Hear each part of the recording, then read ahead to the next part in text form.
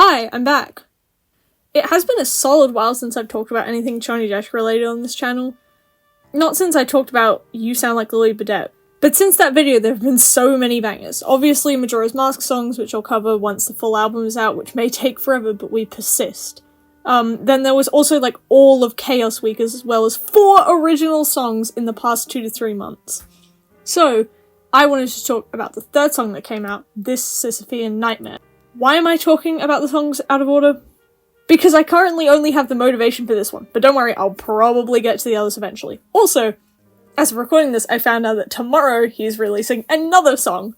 So, I have no idea what it's about, but he keeps saying adjectives for wicked. I couldn't tell you. But anyway, on to the Sisyphean Nightmare.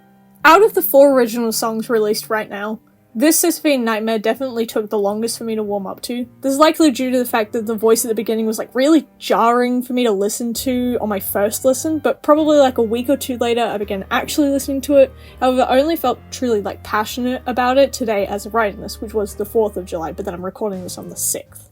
Obviously this song is based off the story of Sisyphus, a character in Greek mythology, which, interestingly enough, a lot of people know about, he's pushing a boulder. Not many people actually know the story. Like, I didn't until I was researching for this video, but it's actually really interesting.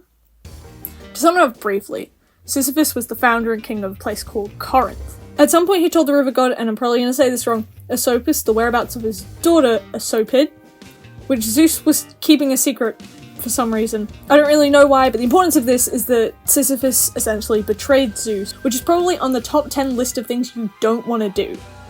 He did this essentially to help his kingdom by trading that information for a spring to be in Corinth. Well, at least that's what I inferred from it. So Zeus obviously wanted to punish him for what he had done. From here, there's a whole convoluted scheme of things that happen, so I'll go through that really quickly, but basically, while being chained up by Hades or Thantinus, depending on which version you read, Thantinus was the, embodiment of death, I think.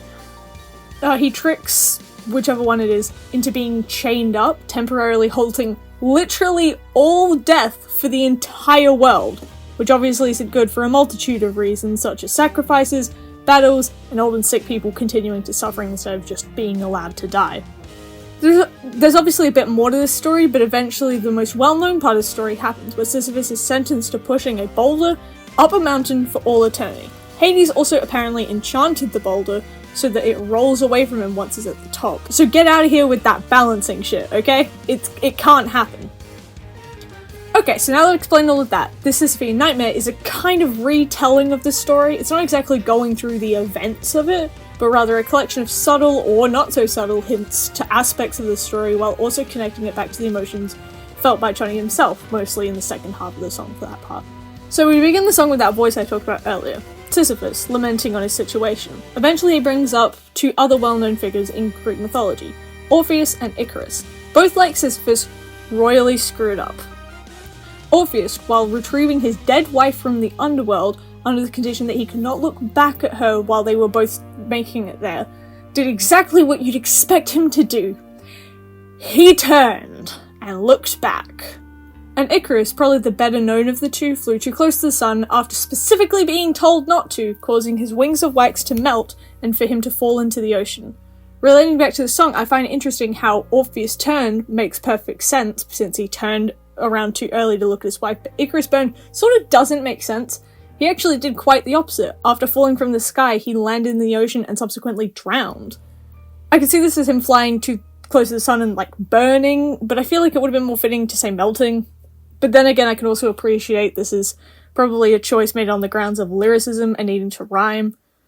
Plus, we already know that Chonny is extremely well versed in the tale of Icarus because of the song he wrote about it, and then the cover of that song he made years later. Within the song, Sisyphus is clearly deciding that his punishment is unfair, as yes, Orpheus and Icarus both suffered in life, but they did not necessarily have to suffer in death, unlike Sisyphus himself. I particularly love the lines, "The asterisk upon my gravestone spells, the harrowed tale of a trillion separate hells," partially because the melody at this point is my absolute favourite part of the song, but also because of the entire meaning of the lyrics. The idea of an asterisk upon a gravestone saying, essentially, yeah, he's dead, but don't think he's done suffering, is low-key haunting to me. Later into the song, it appears as though we have two different narrators, Sisyphus and Chonny. We hear this whenever Chonny mentions Sisyphus by name or references to him. Bringing up that line, "One must imagine Sisyphus happy," and immediately refuting it has got to be one of my favourite parts of the song, as well as one of the most iconic to the fandom. And I absolutely agree with him. "One must imagine Sisyphus happy" is meant to display the message that even in the most dire of circumstances, one can find joy in any task.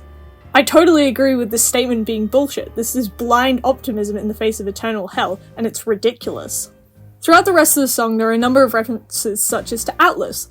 The Titan Atlas was condemned to holding up the heavens for, like, ever. And I see a lot of people saying he's holding up the earth. He's not holding up the earth. It's the heavens, or, like, the sky. It's just the orb thing that he's holding has been sort of misconstrued to look like the earth when it's actually just the heavens, which I would assume is much heavier. He was condemned to this because he was on the side of the Titans during the war against the Olympians. The song states that at least Atlas can kneel while he serves out his sentence, referencing the fact that yes, Atlas has a monumental task, but it's also a fairly consistent one. It's not as if the weight particularly changes, to my knowledge at least. In contrast, Sisyphus' task is much more physically active.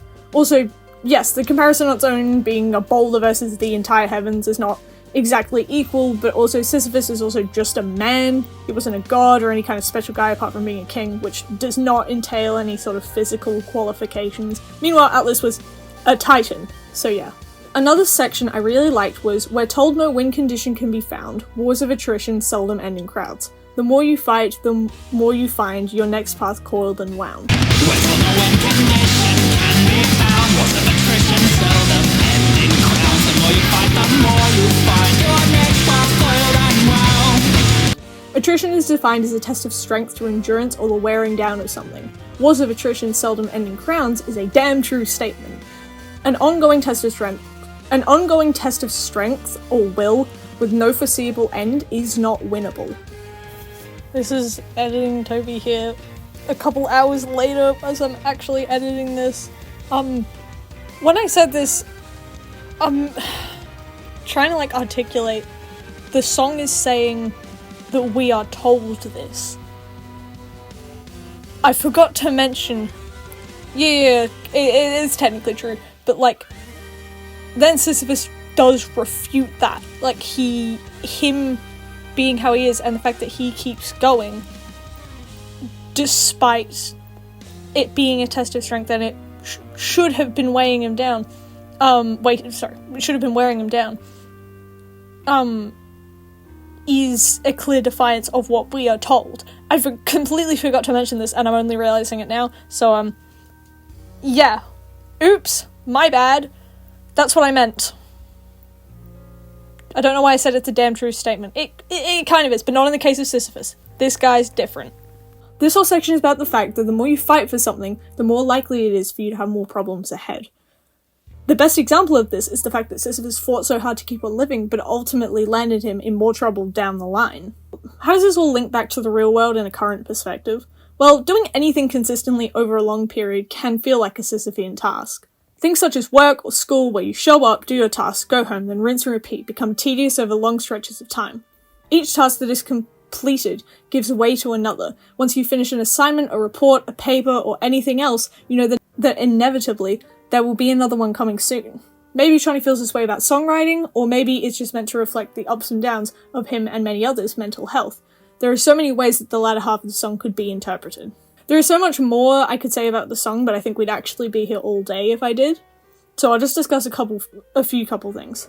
The video released alongside the song is a total of 12 hours long, looping the song every 5 minutes with the visuals of Chonny playing the bass. This is also a good way to showcase Sisyphus' struggle with his punishment being a sort of eternal loop. I additionally feel that the song also mirrors his task, because there is always a climb and then a peak, and then the rest is a softer decline downwards. Almost like the boulder is being pushed up, then rolling down the hill. I don't know if this was intentional. If I had to guess, it probably is, but I just thought it was cool. Last thing I will mention, in the Poor Artist music video, which I will probably talk about at some point, you can see some clips of, I think Chonny is tuning the bass or just playing the bass in these clips. and there's something on one of the screens, but the second screen just has a PNG of a boulder on it, like he needed a reference image or something. I found that really funny. A lot of people found that really funny, and I just thought it'd be fitting to bring it up in this video. But I'm gonna end the video here. I hope you enjoyed.